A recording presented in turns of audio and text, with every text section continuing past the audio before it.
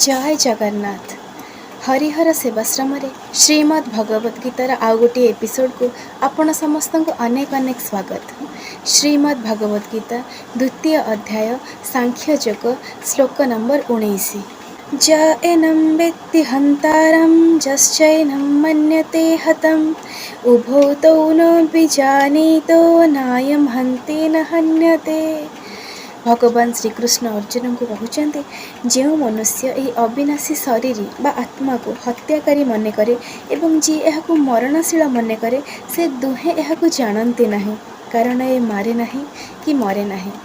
भगवान श्रीकृष्ण अर्जुन को बुझाते जे तुम्हें जो डरुच जे युद्ध करने जे तुम हाथ में मृत्यु हम, तुम्हें बहुत लोक मारिदेव, से भय करनी, कारण ये आत्मा आमे समस्ते होचे गोटे गोटे आत्मा। ये आत्मा ना मारे ना मरे, कारण ये होची नित्य आ अविनाशी।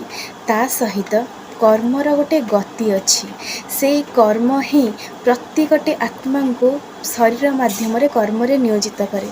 आउ ए सब अवश्य हब ही हब, जहाँ हबार अच्छी ता कहीं अटकई पारे, से तुम्हें व्यस्त हुए। ता सहित आत्मा निजे किछि भी करने सक्षम नुहे, से किछि भी करेनि। से तो आत्मा को निजर उन्नति करने मनीष शरीर धरिकी संसार को आसवा पड़े, एमती कि परमात्मा को एहीपरि भाव में भगवान श्रीकृष्ण अर्जुन को बुझाऊँच जे ये युद्ध करने अवश्यंभावी, से एथिरो विरत न हो, व्यस्त विव्रत न हो, निज कर्तव्य कर चलते। आपण जदि फर्स्ट टाइम ये चैनल को देखुंत तेबे चैनल टी सब्सक्राइब निश्चित भाव में करनी। वीडियोटी भल लगे लाइक और शेयर कर चलतु। जय जगन्नाथ।